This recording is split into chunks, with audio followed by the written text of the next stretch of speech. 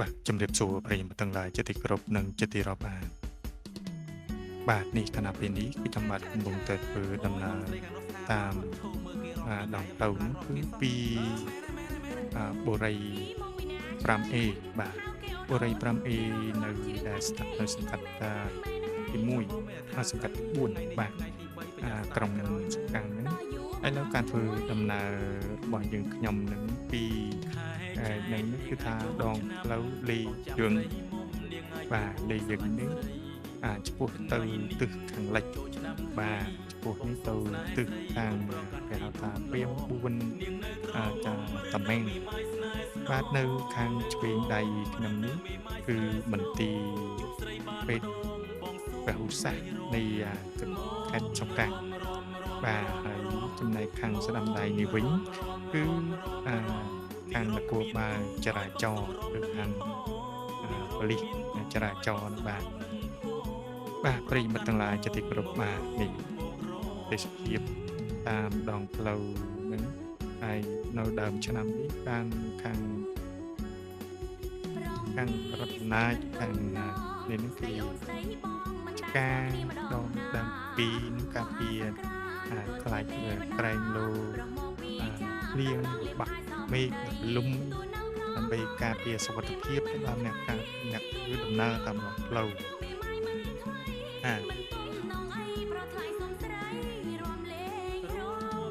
បាទប្រិយមិត្តនៅខាងបន្តិចទៀតនេះគេហៅថាមកដល់ព្រាម4ដែលតភ្ជាប់ជាមួយនឹងបាទនេះគឺព្រាម4បាត់ទៅឆ្វេងបងប្អូននិយមហៅថាទៅភូមិបាត់គូគីបាទភូមិបាត់គូគីហ្នឹងបើយើងធ្វើដំណើរតែបន្តិចនឹងទៅដល់ជំរំដែលភូមិបាត់គូគីចំណុះ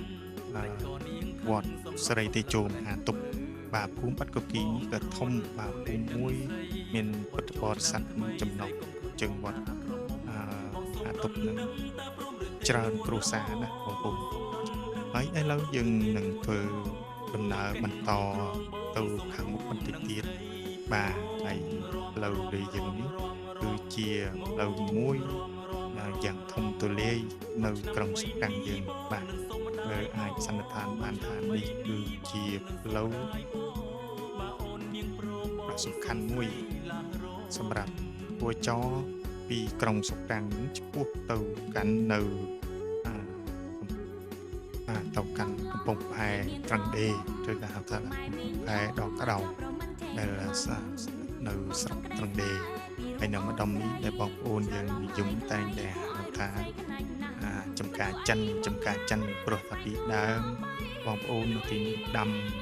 បន្លែចំការហ្នឹងច្រើនណាស់ប៉ុន្តែដោយសារតែសម័យជឿនលឿនទៅហើយ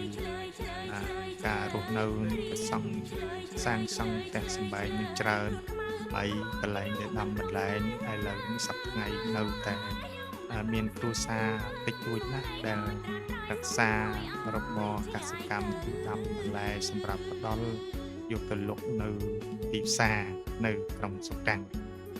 បាទប្រិមិត្តនៅខាងមុខខ្ញុំនេះគឺចិត្តដល់ផ្លូវលេហុងថង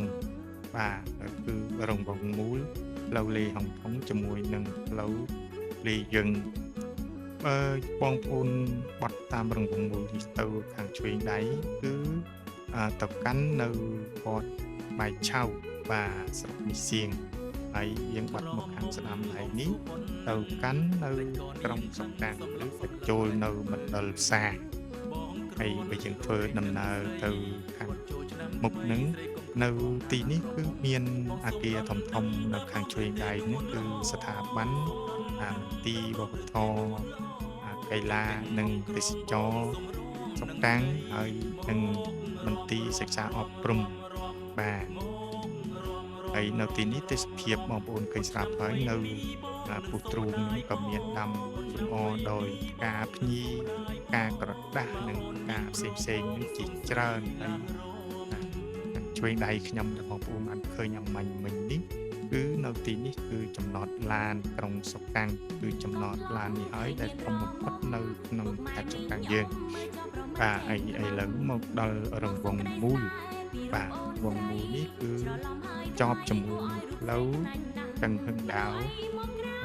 និងទូឡើយបាទបើបងប្អូនបាត់ខាងស្ដាំចូលក្រុងសុកតាំងហើយបើបាត់មកខាងជួយដៃនឹងទៅកាន់នៅវត្តមជ្ឈមារាជ្រុយទុំចាស់បាទស្ថិតនៅសង្កាត់លេខ10ក្រុងសុកតាំងហើយឥឡូវនៅខាងមុខនេះគឺតាមដងផ្លូវទូឡើយនឹងទៅតាមដងផ្លូវទូឡើយនឹងទៅត្រង់តែបន្តិចនឹងតបចប់ជាមួយនឹងផ្លូវបវង្ពេតបាទហើយនៅខាងជួយដៃនេះក៏មានសាលាក្រុងគឺគណៈកម្មាធិការក្រុងសុកតាំងបាទហើយវាធំកំពុងតែសាងសង់ឡើងដូចជាសន្តាគារបាទជាសន្តាគារហើយសម្រាប់បម្រើភ្ញៀវទេសចរដែលដើរកម្សាន្តមកលេងនៅក្រុងសុកតាំងយើងនេះបាទប្រិយមិត្តសម្លឹងមើលចុះនៅតាមដងផ្លូវនេះគឺមានអគារធំជាច្រើនបាទវាសម្រាប់ពីធ្វើមុខរបររកស៊ីជីវកម្មបាទសំណង់បាទដូចជាសម្ភារៈសម្រាប់សាងសង់ជាដើមហើយរង្វង់មួយនេះគឺចប់ជាមួយនឹងដងវិថីវៀងយ៉ាងលិនបាទខាងស្ដាំដៃនេះទៅចូលនៅសាលាសង្កាត់លេខ2សង្កាត់លេខ2បាទហើយបើយើងធ្វើដំណើរបាត់មកជួយមិញវិញកាត់ផ្លេកចប់ជាមួយនឹងផ្លូវទាំងដើមដែរបងប្អូនបាទហើយបើយើងធ្វើដំណើរទៅតែបន្តិចទៀតនេះនឹងដល់ព្រាម3បាទព្រាម3នេះក៏មានភ្លើងស្តុបមួយដែរបងប្អូនបាទភ្លើងស្តុបនេះហើយបើយើងបាត់ទៅខាងស្ដាំដៃគឺទៅផ្លូវទៅព្រឹកសីហើយទៅដល់នឹងទៅកាន់នៅរង្វង់មូលមិនហៅថាតាមាំងបាទរង្វង់មូលតាមាំងហើយបើយើងបាត់ឆ្វេងទៅដល់រង្វង់មូលជ្រោយទឹមបាទនេះហើយបាទមកដល់កន្លែងនេះគឺព្រាម3ហើយបងប្អូនខាងមុខនោះគឺស្ថានីយ៍អគ្គិសនីបាទហើយយើងខ្ញុំមានវីដេអូតែប៉ុណ្នេះបាទហើយសូមអរគុណនិងសូមជម្រាបលា